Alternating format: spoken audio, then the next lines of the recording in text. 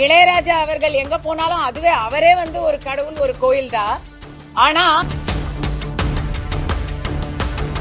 கடந்த ஒரு மாதமாக நான் சந்தித்துக் கொண்டிருக்கும் வேறுபாடுகள்.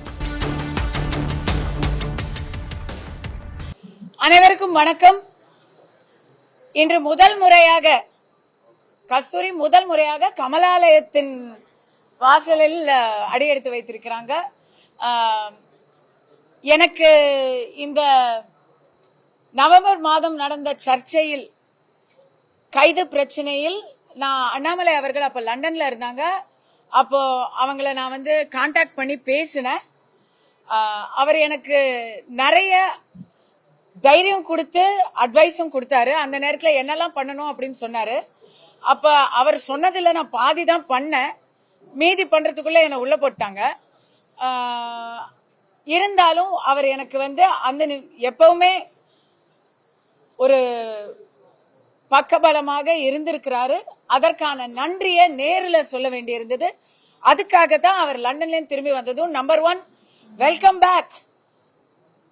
சென்னைக்கு மீண்டும் வந்த அண்ணாமலை அவர்களை வரவேற்கும் விதமாகவும், எனக்கு நடந்த சோதனையான காலகட்டத்தில் பக்கபலமாக இருந்ததற்காக நன்றி தெரிவிப்பதற்காகவும் தான் நான் இங்க வந்தேன்.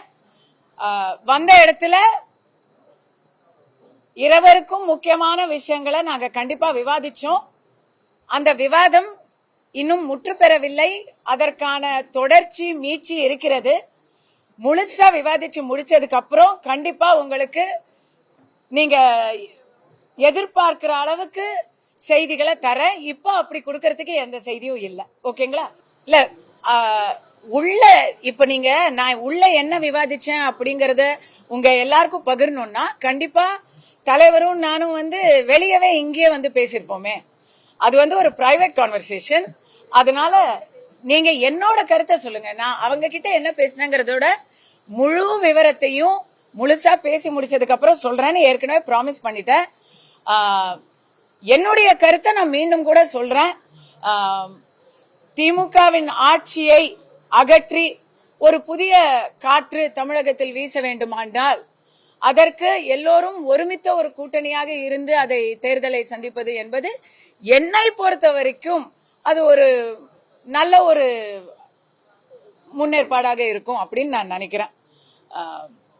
நான் நினைக்கிறத தான் எல்லாரும் நினைக்கணும் அப்படின்லாம் அவசியம் இல்லை. ஆனா நான் இத இன்னைக்கு நம்புறேன், நாளைக்கும் நம்புவேன்.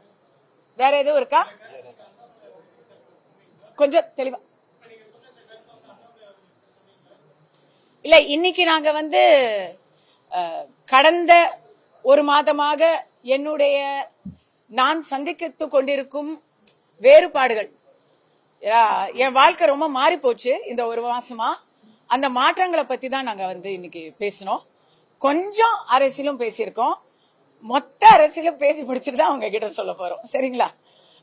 இன்னும் ஒரு முக்கியமான விஷயம், இதை நீங்க யாரும் கேட்கலனாலும் நான் இதை சொல்றேன். நீங்க கேள்வி அப்புறம் வேணா கேட்டு எடிட் பண்ணிக்கோங்க. இளையராஜா அவர்களை பற்றிய சர்ச்சை. இளையராஜா என்பவர் ஒரு இசை கடவுள். கடவுளுக்கு கோயிலுக்கு போகணுங்கிற அவசியமே இல்ல. இளையராஜா அவர்கள் எங்க போனாலும் அதுவே அவரே ஒரு கடவுள், ஒரு கோயில் தான். ஆனா அவர் என்னவோ உள்ள விடல, கோயிலுக்குள்ள விடல அப்படிங்கிற மாதிரி ஒரு சர்ச்சை வந்திருக்கிறத வன்மையாக கண்டிக்கிறேன். இப்படிப்பட்ட பிரச்சாரங்களை வச்சு எத்தனை நாளுக்கு தான் ஏமாற்றுவார் இந்த நாட்டிலே? ஏன்னா கருவறைக்குள்ள எந்த ஜாதியுமே போக முடியாது. அது ராஜா சாரா இருந்தாலும் சரி, கஸ்தூரியா இருந்தாலும் சரி, ரங்கா சாரா இருந்தாலும் சரி, யாரா இருந்தாலும் கருவறைக்குள்ள போக முடியாது. இதோ என் கூட இருக்கிறது என்னுடைய தெலுங்கு சொந்தங்கள். தமிழ்நாடு தெலுங்கு மக்கள் இயக்கத்தை சேர்ந்த என்னுடைய சகோதரர் தேவரகொண்டா ராஜு, ப்ரொஃபசர் ஸ்ரீனிவாச ராவ், இதுவும் ஒரு ஸ்ரீனிவாசன், மனோஜ் கருடா, எல்லாரும் இவங்க எல்லாரும் என்னுடைய நான் இந்த அசோசியேஷன் மெம்பர், தமிழ்நாடு தெலுங்கு மக்கள் இயக்கத்துடைய மெம்பர் நானு. அவங்க யாரு நினைச்சாலும் கருவறைக்குள்ள போக முடியாதுங்க. அது எந்த ஜாதியா இருந்தாலும் சரி, பிராமின்ஸா இருந்தாலும் சரி, கருவறைக்குள்ள போக முடியாது. கருவறைக்குள்ள அர்ச்சகர்கள் மட்டும்தான் போக முடியும். தமிழ்நாட்டை பொறுத்த வரைக்கும் அனைத்து ஜாதியினரும் அர்ச்சகர் ஆகலாம். அப்போ அர்ச்சகர்கள் எந்த ஜாதியா இருந்தாலும் போக முடியும். இவ்வளவுதான் மேட்டர். இத திரிச்சு பிரிச்சு பேசுற இந்த வன்ம போக்க கண்டிச்சு தான் நவம்பர் 3ஆம் தேதி கஸ்தூரி பேசினா. அதையத்தான் திருப்பியும் பேசுறான். அவருக்கு இல்லங்க, அவர் போக முயற்சியே பண்ணல. இதோ இங்க நில்லுங்க அப்படின்னு சொன்னாங்க, அவர் நின்றார், அவ்வளவுதான். அவருக்கு மரியாதை பண்ணணும், இந்த இடத்துல நில்லுங்கன்னு சொல்றாங்க, அங்க அவர் நிக்கிறாரு. இவ்வளவுதான் நடந்தது. அத இங்க நில்லுங்கன்னு சொல்லிட்டாங்க அப்படின்னு சொன்னதுதான் பிரச்சனையே. வேற எதுவும் இருக்கா? நன்றி.